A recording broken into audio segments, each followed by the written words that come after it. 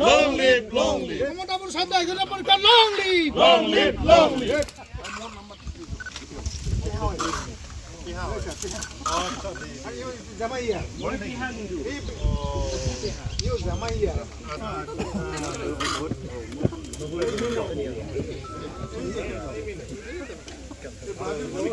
কেএসিৰ EM কৰ্মেশ্বৰাই বৰ্তমান পিটিচিৰ এমচিএল হিচাপে নিৰ্বাচিত হোৱাৰ পিছতে বিতৰ্ক সাঙুৰ খাইছে, এই সম্পৰ্কত কি ক'ব?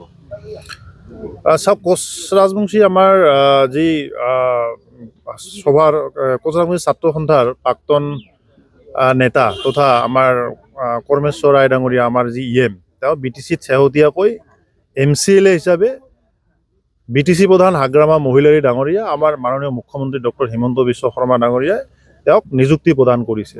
আৰু তাত আমি ইতিমধ্যে শুভেচ্ছা আৰু শুভকামনা অভিনন্দন জ্ঞাপন কৰিছোঁ। আৰু মই ভাবোঁ যে বিষয়টোত বিতৰ্ক কৰিব লগা একো বিষয়বস্তু নাই, কাৰণ সেই অঞ্চলৰ আজিৰ তাৰিখত চাওক যে কোকৰাঝাৰ আৰু চিৰাং অবিভক্ত গোৱালপাৰা জিলাৰ এটা পাৰ্ট, খুব গুৰুত্বপূৰ্ণ এটা অঞ্চল, আৰু তাত কোচ ৰাজবংশী জনগোষ্ঠীৰ বৃহৎ সংখ্যক আমাৰ ৰাইজ তাতে আছে।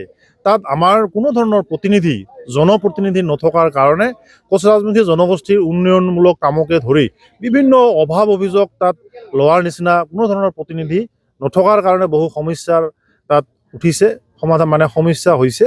আৰু যাৰ কাৰণে এই সমস্যাৰ প্ৰতি লক্ষ্য ৰাখি বিটিচি প্ৰধান হাগ্ৰামা মহিলাৰী ডাঙৰীয়া আৰু আমাৰ সন্মানীয় মুখ্যমন্ত্ৰী মহোদয়ে তেখেতক এমচিএলএ হিচাপে নিযুক্তি দিছে। মই ভাবোঁ যে বিতৰ্ক কৰিব লগা একো বিষয়বস্তু নাই। আমাৰ ফালৰ পৰা আমি শুভেচ্ছা আৰু শুভকামনা জ্ঞাপন কৰিছোঁ।